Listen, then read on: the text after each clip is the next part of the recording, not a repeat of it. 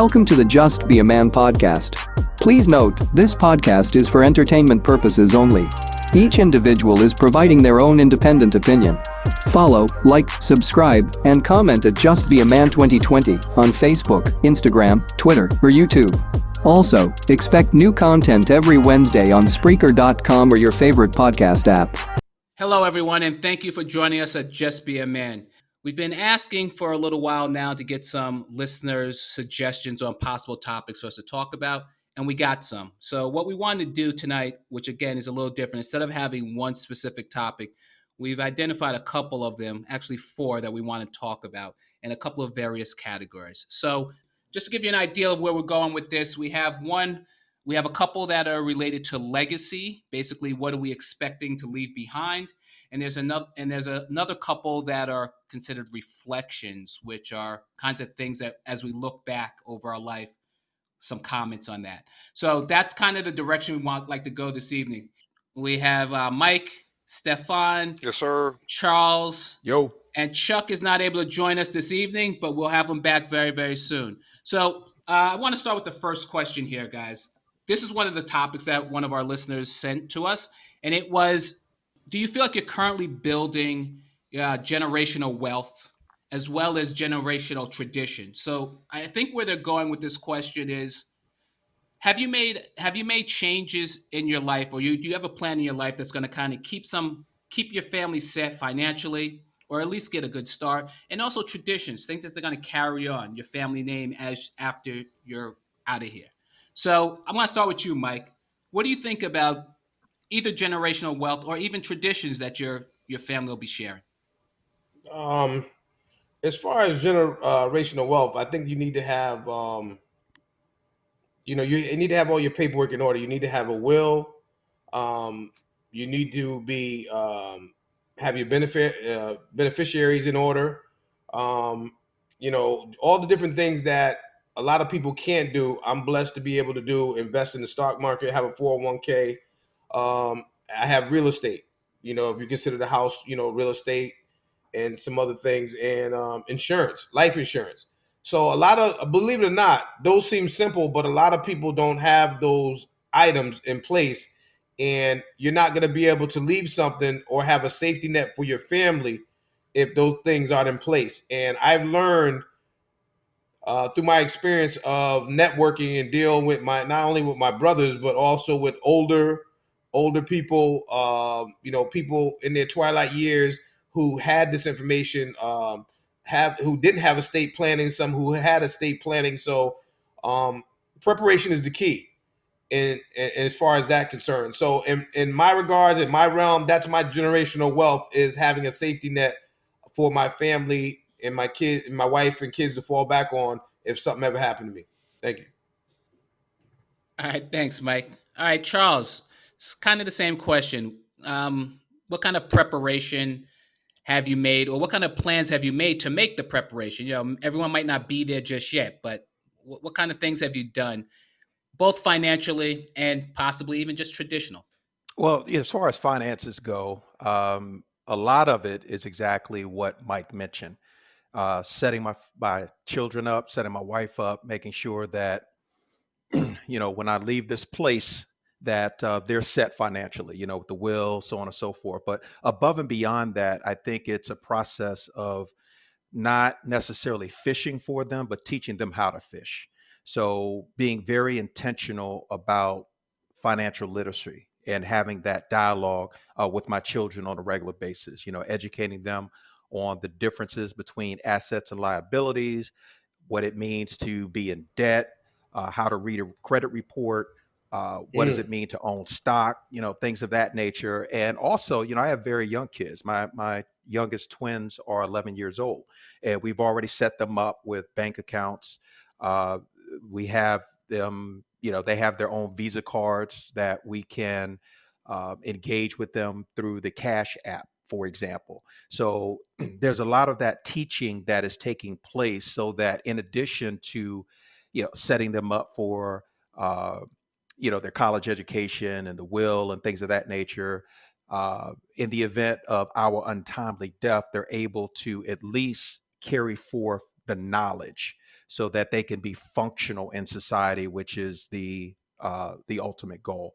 As far as family traditions are concerned, we take the time in my household to practice certain traditions. We celebrate and love on each other consistently. We make a very big deal, for example, out of birthdays and significant milestones like graduations.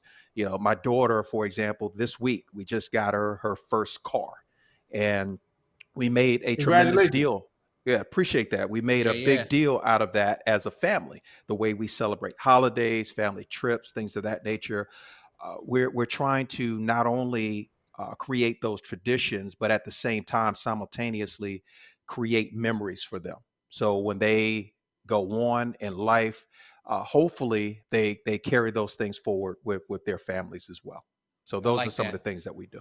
All Good right, stuff. thanks, Charles. All Davila, right. what's going on with you, brother? What do you think about this subject? Well, I tell you, it's very, excuse me, it's extremely important to provide some type of generational wealth. Owning a home or even land is important, but then you've got to document it and establish it in wills or in estates.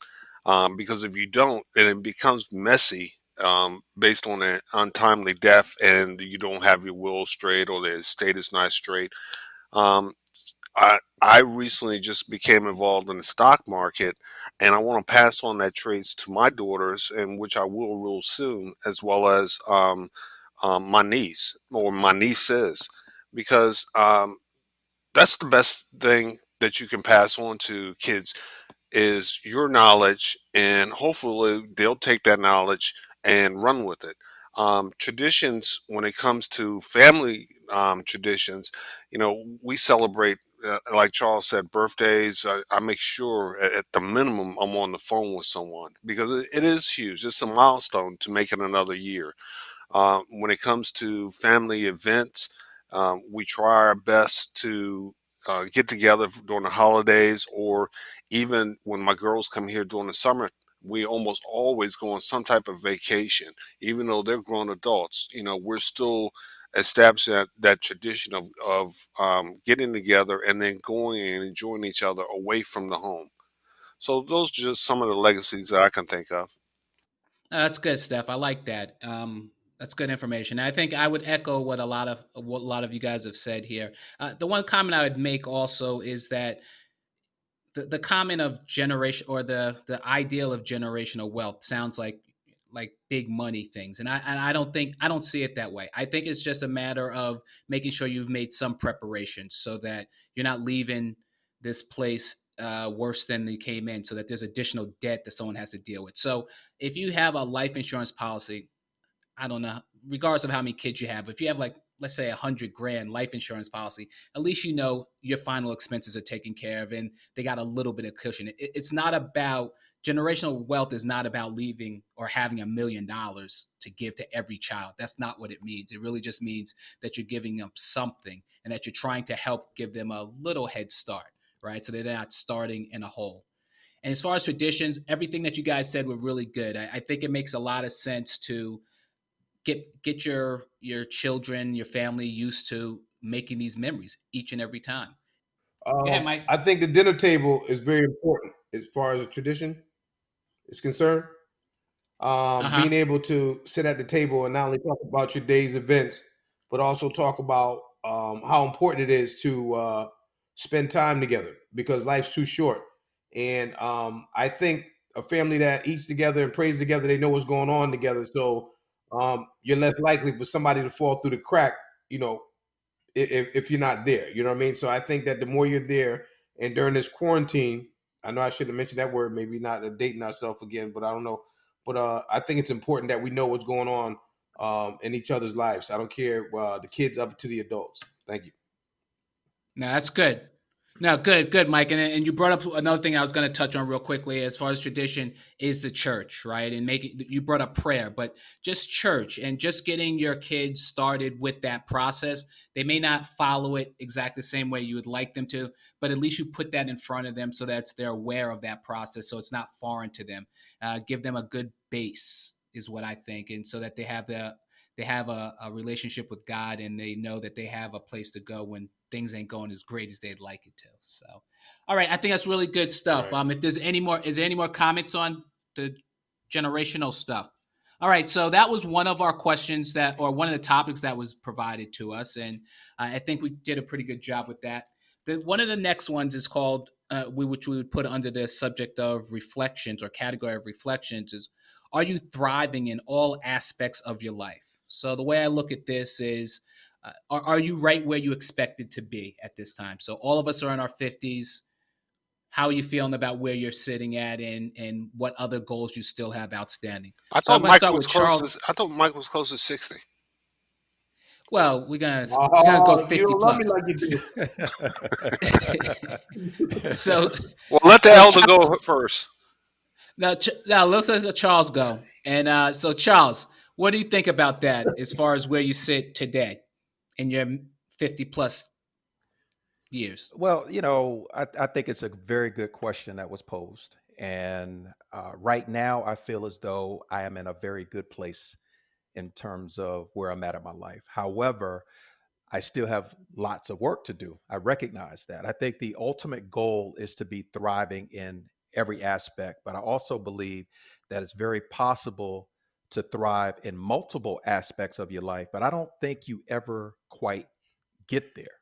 Uh, and I liken it to my golf game, for example. I play a lot of golf, so there are Oh, days damn. when, yes, there are days when you're driving the ball well, but your putting is off, or your approach shots are great, but your short game sucks. You know what I mean? There's just a 100%. combination of things that you're thriving in certain areas. Because I remember in many years that I've had in my life where I've had it all together at work, but I had plenty of work to do at home, or I had, you know, things really going well in my spiritual life, or, at work, the family was thriving, but I needed some work in the area of my physical fitness, for example. So I just think it's one of those things that you always have something to work on. And I mentioned Right. earlier that I feel like I'm in a really good place in my life. But then I think about, speaking of golf, I think about Earl Woods and how he was working with his son Tiger, or Richard Williams and how he was working with his daughters Venus, excuse me, and Serena.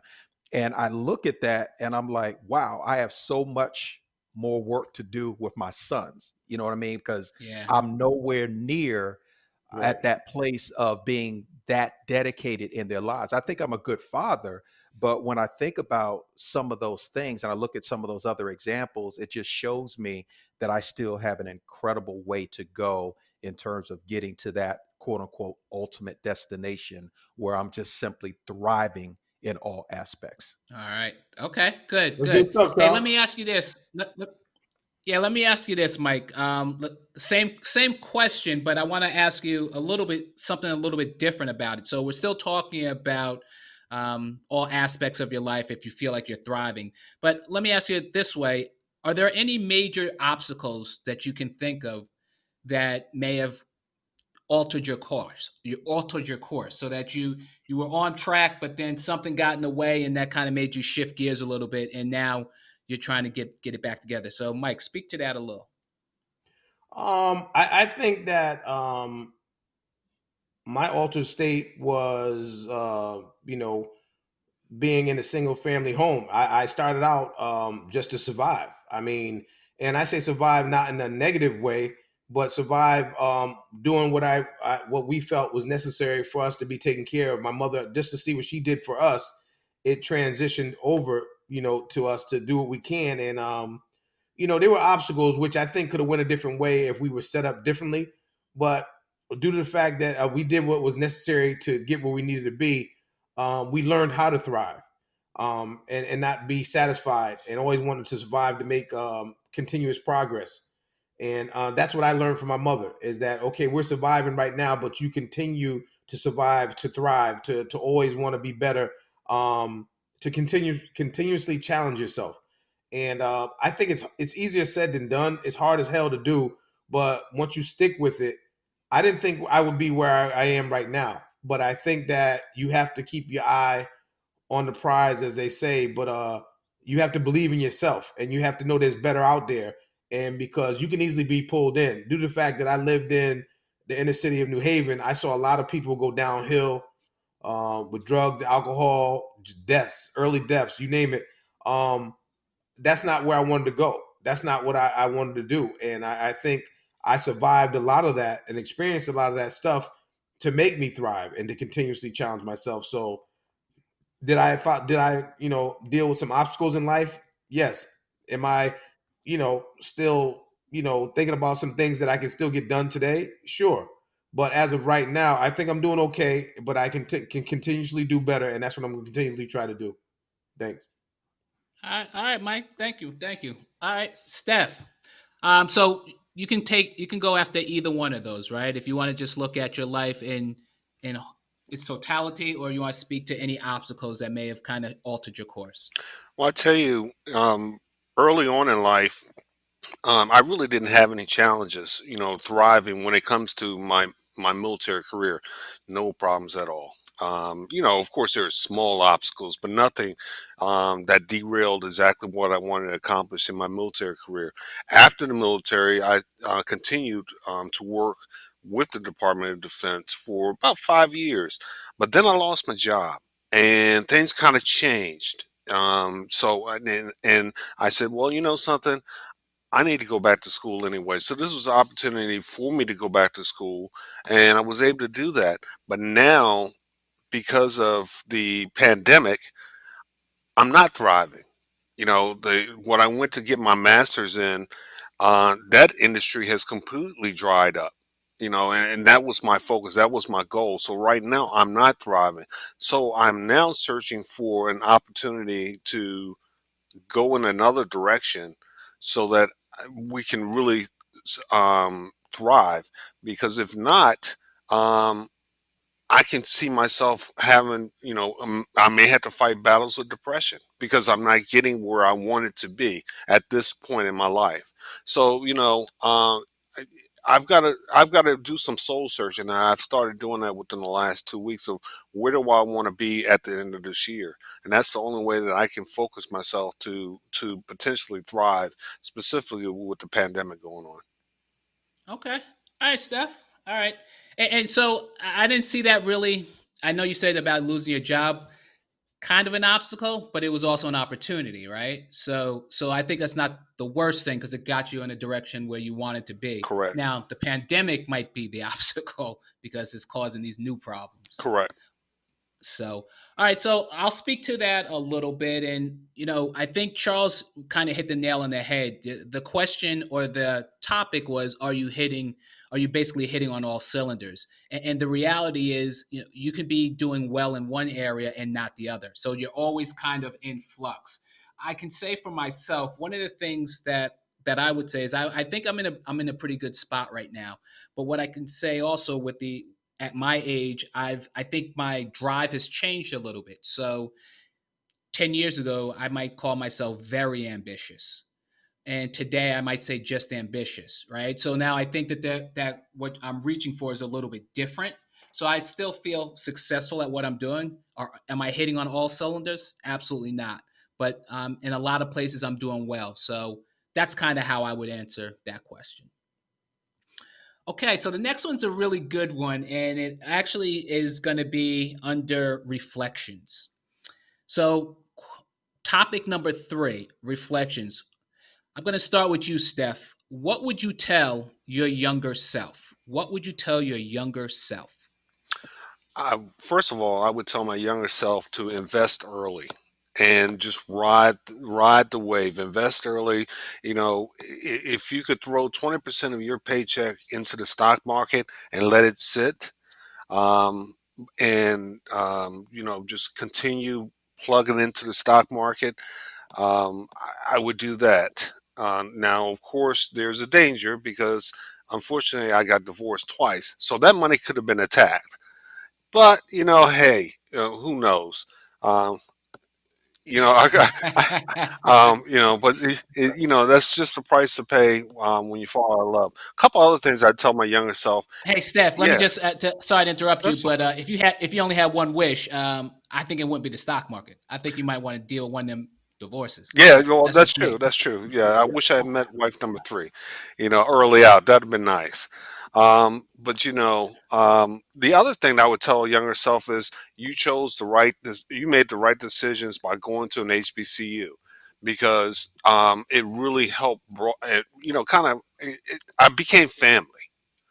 And I met you guys through going to an HBCU. So Yes, sir. Yes, sir. I would tell my younger self to meet the right people and stick with the right people because we've had some friends that have expired because of drugs, alcohol, gunshots, things of that nature.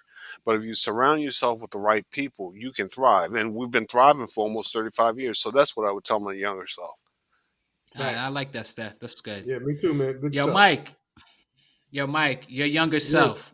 When you sit him down, what you gonna tell Wayne, let me tell you my story, man. him?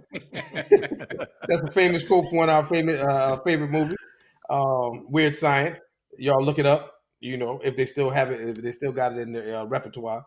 If I had to reflect on on my younger self, if I could go back to the future or whatever the case may be, I would tell myself to have more patience, um, to be consistent, to save more, invest early, um, to realize that Murphy's law is real, and and never forget that, because anything that can go wrong will go wrong, and you have to take setbacks in stride. Um, and I would say also, when it came to love, like Steph said, you got to be very careful when it comes to love because you have to choose that person, and a lot of emotions, everything get involved in that. So you have to be careful with that. But the number one rule as a young buck back in the day would be, don't go to work with your mattress on your back. Okay, you can't sleep with The everybody at hell? your job. Don't try to sleep with everybody at your job because it don't work out. Somebody gonna see somebody else gonna say something, and then you gonna get jammed up. And then next thing you know, there you go, stand in front of a can with a fire with no job. So be careful. Think about what you say. Love y'all. I'm out. Mike, you nuts, man. Yo, Charles. Yeah. So if little Charles, what you gonna tell little Charles? Well, I can ditto a whole lot of what Mike and Stefan said, but to add on to it, I would say to enjoy the journey. I think work life balance is critical, and I didn't necessarily take heed to that at an early age, at early stages in my career, and I wish I had. I would also say to don't take yourself so seriously, don't settle for less, and also I would tell myself to nurture your physical fitness. There was a time growing up I was an athlete. I played multiple sports. And as I got into the workforce and career oriented and things of that nature, I left some of those habits behind. And unfortunately, I didn't keep up with my physical fitness, and I wish I had. I think overall, I feel like I'm in pretty good shape, especially for a 50-plus-year-old man. But if I had Yeah, just, Hercules, stayed with Hercules. the regimen, if I had stayed with the regimen that I was on as a younger individual, I know I would be in a much better place today. Okay. And lastly, I would say that, there were times in my life I allowed some petty BS to get in the way. And life is too short. And true friendships are just far too precious to mess around. And unfortunately, you can't get time back. So I would tell my younger self to avoid that trap and Hmm. to hold on to those important relationships, uh, Preach, brother. because you need those things. You really do. So Hey, that's Facts. what I would say. Charles, let me ask you a question. When you tore your ACL, did that kind of change your physical fitness? Because I remember you used to play basketball a lot. But when you tore that ACL, you kind of backed off. Of course, you couldn't play for a little while, but then you pretty much stopped doing those running type cardio type things. Did that have a factor in your physical fitness? Yeah, actually it did. It kept me from jogging and running and doing the road work like I used to. But I could have subsidized that with other activity and I didn't. Okay, I did make the transition over to golf, which was a blessing, at the time. But being a golfer yourself, it doesn't carry the same physicality as right. basketball and things of that nature. So, yeah, to answer your question, um, it did sort of modify some things for me. That absolutely did, but I should have done better. Okay. All right. Okay, this is Wayne. What I would say is to my younger self is that this thing goes fast. This thing goes really fast. We are 50 plus, and it seems like it was just yesterday we were on campus, right? So a lot happens really quick, and until you get there, you don't realize it. So that's one thing I would definitely say. I'd also kind of stress what some of these other guys have saying about health being wealth, that it's really important to be focused on taking care of your body. And health is also, as you heard in some of our other recordings, there's a mental aspect to it, there's a spiritual aspect to it. There's a lot of things that are go into your health. So that's really important. And going back to this thing goes fast, time matters. It's just time really matters, and you cannot get it back, like Charles said. So if you're That's true. spending a lot of energy on some nonsense, you're wasting time, right? And so you're hurting yourself. So that's a pretty big deal. So I would definitely make sure Little Wayne knew that. Okay. So Okay. we're on to question number 4, and I think we made really good time. It was better than I thought we would. So the last one that we have here is how to develop leaders. How to develop leaders. And when I think about this as a topic, I think about from our perspective, all we can really do, the people that we can really affect are our children, our nieces, nephews, maybe younger cousins. And if we're involved in any organization that allows us to deal with mentees type of a situation. So, having said that, what are we doing about developing leaders? And I'm going to start with you, Stefan. What are you doing about developing leaders? Well, based on military experience, that's how people grow. You've got to develop leaders. A general officer was a second lieutenant at one time, and the way I looked at it was anyone willing to listen and learn, I was willing to spend the time with them, to develop them, to help them, to mentor them, to coach them, to discipline them. Because that's important too. And say, hey, you can't always say, everything is great, but he's done screwed up or she done screwed up. So I openly encourage people to come talk to me or watch what I do and what I say. That's how you develop leaders. Haven't had that opportunity lately, but some of the mentees that I've had still reach out to me. So I must have done something right because they're still reaching out and saying, "Hey, sir, how would you handle this? How would you do this? What do you think about this? Will you participate in my retirement ceremony and actually lead that ceremony?" Those are just some of the ways you can develop leaders. Also, you can develop leaders in your own community. You'd be surprised what you can do with the young kids that are walking around by encouraging them to push a little harder when they're exercising, how to brighten up their day by just saying hello. You'd be surprised what that feeling exudes in that person, and you're teaching them to, hey, when they're sitting on their porch and people walk by to say hello, you're developing leaders in that fashion. Okay. All right, Steph. Now let me ask you this though, Steph. Now, that's in your professional career, which obviously makes a lot of sense. What about in your family? Whether it's young cousins, whether it's your daughters, who or your nieces, whoever it might be. I just are there things that you can suggest to folks to do to help with leadership there as well? Spend time with them. Developing leaders. Yeah, spend time with them. That's the biggest thing.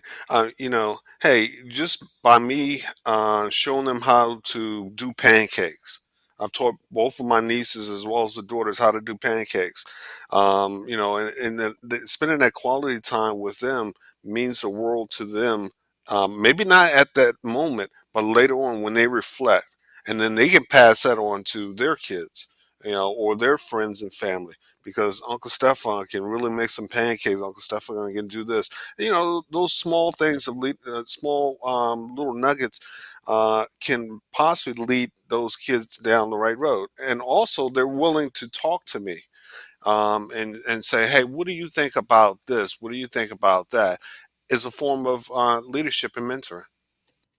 All right. Thanks, Steph. Thanks, Steph. Good stuff, Steph. Charles. Yeah, Charles. Same question. Development of leaders. So obviously, we want to make sure that we empower our kids and even any others that we run into. And this is not specific to any type of a person. It's just trying to develop a leader. Mhm. So, what do you think about that, Charles? Well, as Stefan mentioned, mentoring is critically important. And I think that it first and foremost begins with leading by example.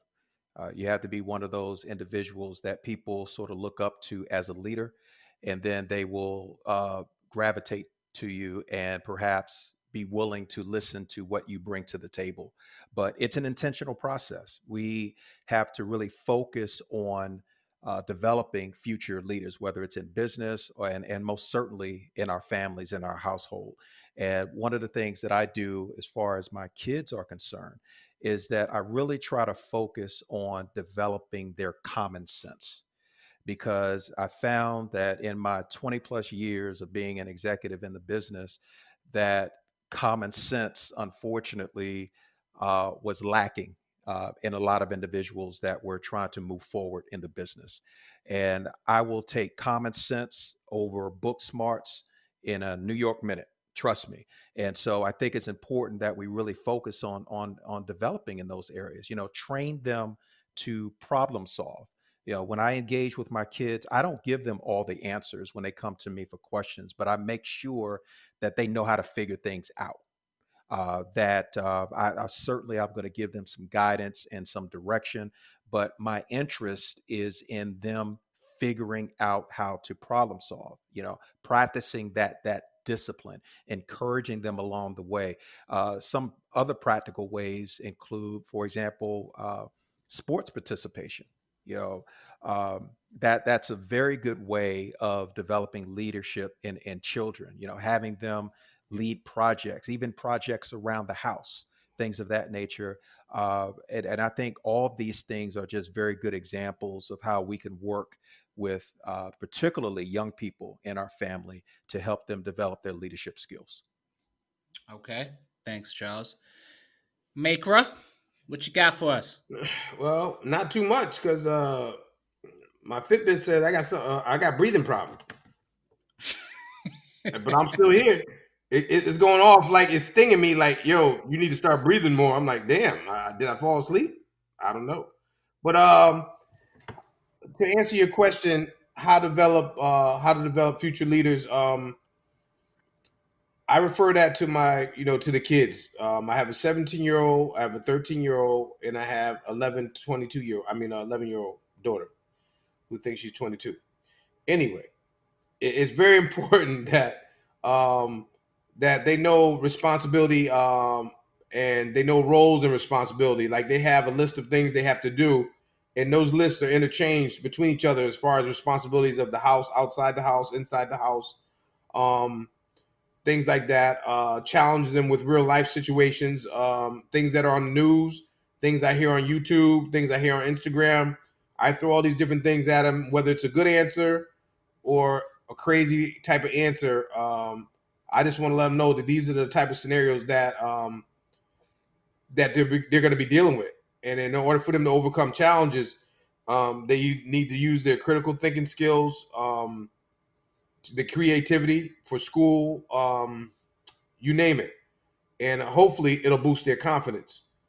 What else? Being a good support system, being able to be there for the kids when they need you, when they have a question. Like Steph says, you can always be a support system, but also you could have to be that discipline system where you're not always going to give them kudos. You're going to let them know, "Hey, listen, you done messed up, don't you? I'm going to let them know quick. I'm going to tell them straight up." um, because not all decisions will be the best at all times. It's good to give them feedback about the ups and downs of life, et cetera, et cetera. And I just believe in keeping it real. My wife and I got issues sometime when she say I'm too harsh about life's realities that go on sometime with the kids, but I want to let them know that, whether they're dealing with it or not, just because they're in this bubble here and it's secure and I'm gonna give my life for them and protect them, that's not always gonna be the instance when they get out there in the real world. And I need to throw as much at them that they can absorb in their mind, their young mind, so when they do get out there, it won't be such a shock to them. And what I find is funny is that we refer it to our I don't know which one it was. If it was it Chris Rock or Dave Chappelle about bullies. I don't That's know if Chris anybody. Rock. Chris Rock. Chris Rock. I believe in bullies 100%, just like Chris Rock said. Because, and I'm not saying that I was a bully, and I believe that kids need to be challenged, be upset, because the world is not going to be perfect, and you need to know how to deal with a difficult boss, a difficult teacher, a difficult sibling, even a difficult bully in school. You need to know how to navigate and probably karate gate, if you have to, you know what I mean? So, I mean, but I believe in, if you're going to develop a future leader, you need to, there's no right or wrong answer in developing a future leader, but being a support system and being able to teach them as much as you can while you can is important. And that's why I still stress the dinner table, because that's where you're going to get a lot of your points across, or a lot of your information that you're trying to teach them. Thanks. All right. Hey, thanks, Mike. That's good. So again, this is Wayne, and how I would answer this question is, I think everybody kind of touched on all the stuff that I would have thought about. But one of the things I really like is the lead by example, right? Charles mentioned that, and so if you show leadership qualities, it will span beyond your family, right? So your kids will see that in other family members, but it also be if you're in the church or if you're in any organization and you continue to show that leadership quality, I think people will kind of gravitate to that and kind of see that. And I think that's a really good thing. But I think also when you look at being a leader, I think you have to not be a follower. I think you have to be a free thinker. In society, what really happens a lot is people don't want to be outside the norm, right? They want to follow the crowd. They don't want to look different or be different. They want to follow whatever the trends are. So I think being a free thinker, teaching someone to think. So don't just accept what you're hearing. Say, okay, well, maybe that's true, but maybe it's not. So think about it from a different angle as well. So free thinking is really important. Thinking, these are all cliche, I guess, the thinking outside the box, come at it from a different angle. Those are all really good things to develop leadership, because you've already decided that, hey, I'm going to think about this from a different perspective. So either you can follow me if you want to, but I'm not following everybody else. And the other thing is just kind of in the community. There's the opportunities to do some volunteer work, and do some mentoring. Again, I keep bringing up church, but that's an organization that can always use mentors with the young boys, or young people, I should say. And you can also develop leaders. I think we talked about sports a little bit in this Yeah. conversation, but if you're just in the park, right, and maybe your sport is basketball, and you say, you know what, now you're holding the ball wrong. You got to do this, you got to do that, and then you got to just kind of show them, no, if you're going to be the point guard, you're in charge. You got to take control. That kind of stuff. Just stuff that you know from your experience, and just kind of show people, step up and be a man about things. Are And you that's kind of what we try to do. are you auditioning to be the next head coach for the Knicks? Come on, I, man. They ain't ready for me. They okay, ain't ready for me. somebody's got to help them. Hey, that's another story. But yeah, they got somebody. Oh, They got somebody lined up. okay. So, Mike, but I think you thank you, Steph, for bringing it to a Knicks moment, bastard. Oh, Uh, Mike, Mike, you was about to say something? no, man. Like you said, lead by example, being fair and consistent. Due to my past of being a Pop Warner football coach, I loved every minute of it. I think it helped me develop myself as a juvenile correction officer, because you have to be consistent. You have to lead by example when you're in front of a bunch of teenagers, with raging minds and raging hormones, ready to fight at the slightest moment. You have to be able to navigate your way around and always expect the unexpected. That's my motto of going into work every day, was expect the unexpected. What got me through my 20 years of working in that industry. And I think that there's ways that you can develop people just by leading by example and just being a human being, just treating somebody normal. Like, so if somebody's yelling at somebody every day, all day, you just be that one guy, like, yo, man, time to get up. F you. All right. Well, when you're ready, man, I'll be back to get you up. Not to give in to that, because that's what they're looking for. They're looking for that controversy. They're looking for that, that going back and forth. And when you don't give it to them, and you continue on with your day, and you treat them with respect or whatever, there's ways to break people down to the point where, you know, that you can reach that person, and they'll probably find, solace in wanting to talk to you, because they know that you're not like the rest of the people. So that's why I said, I enjoy the job, because every day is a challenge. My job, or my challenge, is to deal with some of the most difficult kids who they say can't be touched or can't be dealt with, or people don't like to deal with them. Guess what? My job is to kill them with kindness, or break them down with kindness. I won't say the word kill. Break them down with kindness, and and then work from there. Sometimes you have to work from the inside out when you're dealing with children, and they look at you, they watch you every day. Like I said, we laughed about it the other day when we talk about, it could be one little nose here out of place. That kid will tell you, Mr. Thickpin, you got that one little nose here over to the side.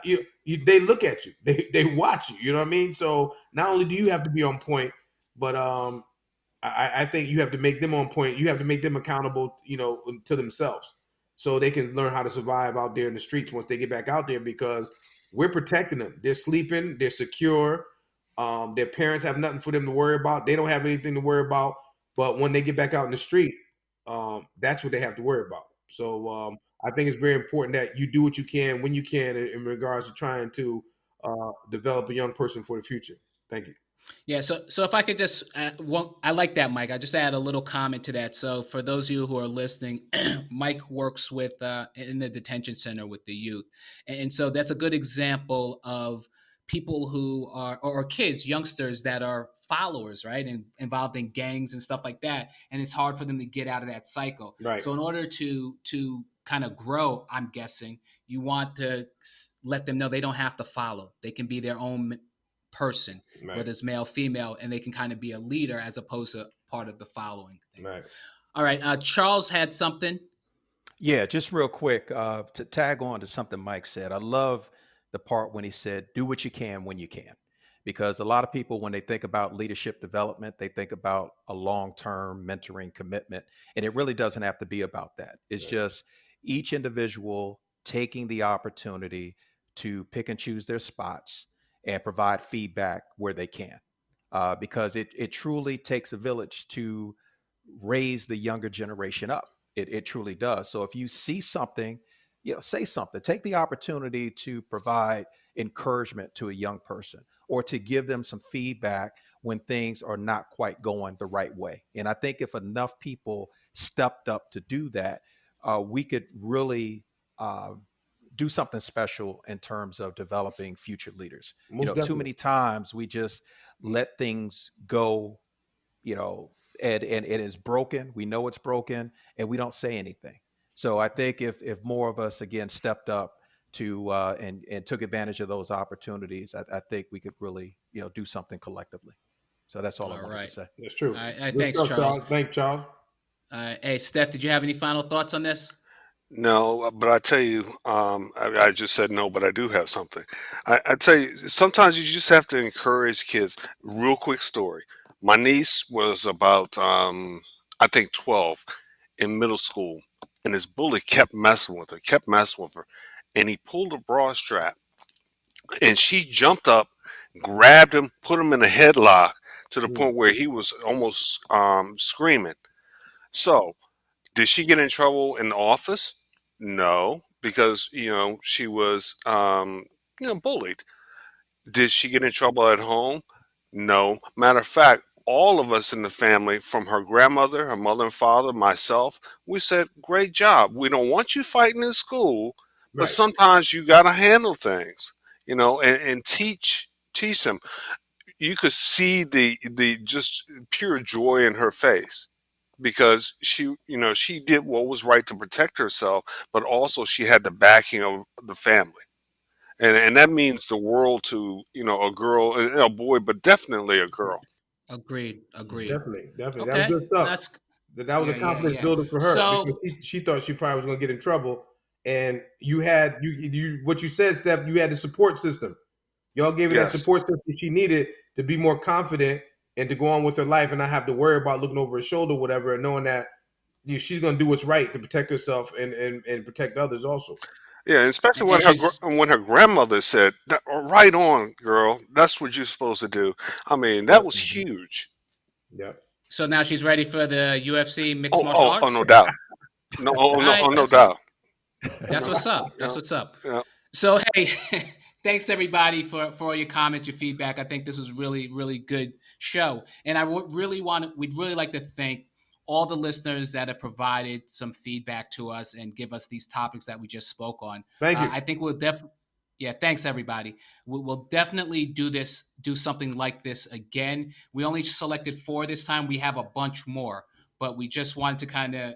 This is a new format for us, so we want to just kind of see how this would flow for us. So really, I think it went well. I think we got a lot of good information out there, and it was really a joy kind of working on something that people wanted to hear. So hopefully you guys keep the comments coming and keep listening to us. So this is Wayne again from Just Be a Man. The team would like to say thank you for joining us. We'll see you soon. Follow us on social media, and we're out of here. Deuces. Thanks for joining us this week on the Just Be a Man podcast.